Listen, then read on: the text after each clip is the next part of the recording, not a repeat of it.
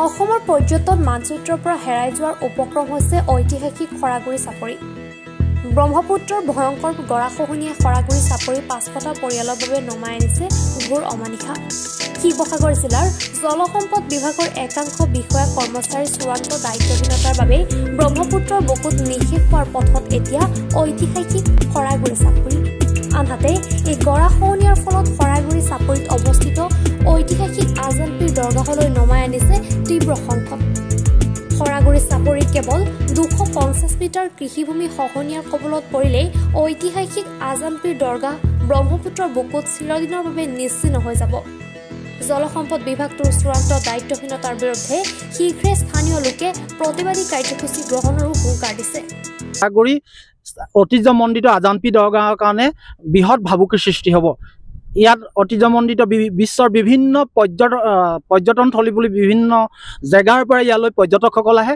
এইদৰে যদি বৰলুইতে প্ৰতিদিনে বিঘাই বিঘাই মাটি সহায় থাকে তেতিয়া আজানপীৰ দৰগাহ মানচিত্ৰৰ চিৰদিনৰ কাৰণে নাইকিয়া হৈ যাব। যে অহা মাহৰ ফেব্ৰুৱাৰীৰ পৰা তোমালোকৰ তাত কাম হ'ব, গতিকেলৈ অলৰেডি ADP-য়ে টকাটো দিলে বুলি কৈছিলে। কিন্তু এটা ৰহস্যজনক কথা, যোৱা মাহৰ ২৬ তাৰিখে প্ৰপ'জেলটো বনাইছে শিৱসাগৰ সংমণ্ডলে, জলসম্পদ বিভাগৰ সংমণ্ডলে ২৬ তাৰিখেহে প্ৰপ'জেলটো বনাইছে। তাত লিখা আছে যে apply for loan from ADP। তাৰ এমাউণ্টটো হৈছে ২০৪,৭৪,১৪,০০০ টকা মাত্ৰ। এই ৰিপৰ্টটো আমি আজিৰ পৰা ৪ দিনৰ আগত কালেক্ট কৰিছোঁ শিৱসাগৰ সংমণ্ডলৰ পৰা। এটা ৰহস্য কথা আৰু আছে যে শিৱসাগৰ সংমণ্ডলৰ বিষয়ববীয়া ইয়াত আজি পৰ্যন্ত উপস্থিত হোৱাহি নাই। কিয় অহা নাই আমি নাজানো। তেওঁলোকে ঠিকাদাৰৰ লগতহে কথা পাতে, কিন্তু পাব্লিকৰ যি সমস্যা, তেওঁলোকে সমস্যা পাব্লিকৰ ওচৰলৈ আহি পেলাই সমস্যাটো সমাধান কেনেকৈ হ'ব নাহে। আপোনালোকক দেখাইছোঁৱে, মই অলপ আগতো কৈছিলোঁ যে এতিয়াও তেওঁলোকে ৰোধ কৰিব পৰা ব্যৱস্থা আছে।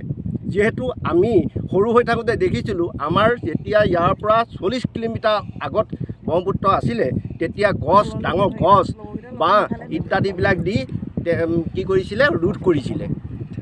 এতিয়া এই অৱস্থাত সেইখিনি যদি ব্যৱস্থা কৰিলেহেঁতেন, নিশ্চয় আজি এইটো মিঘুলিও দি আজানপীৰ দৰগাহলৈ ব্ৰহ্মপুত্ৰত ধাৱমান নহ'লেহেঁতেন।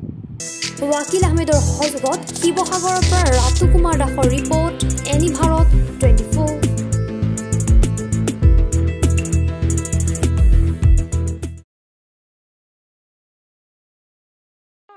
ৰব, আপুনি যে এটা অপৰাধ কৰিবলৈ গৈ আছে, আপুনি জানেনে? এই নাবালিকা গৰাকীক এতিয়াই বিয়াত বহোৱাটো যে এটা অপৰাধ, আপুনি জানেনে? অপৰাধ কেনেকৈ? মোৰ ছোৱালী, মোৰ কথা। তুমি যিয়েই নোকোৱা ভূঞা, ১৮ বছৰৰ তলৰ যিকোনো কন্যা সন্তানৰ বিয়া দিলেই আইনগতভাৱে এক দণ্ডনীয় অপৰাধ। বিয়া দিয়াজন যিমান দায়ী, বিয়া পতাজনো সমানে দায়ী।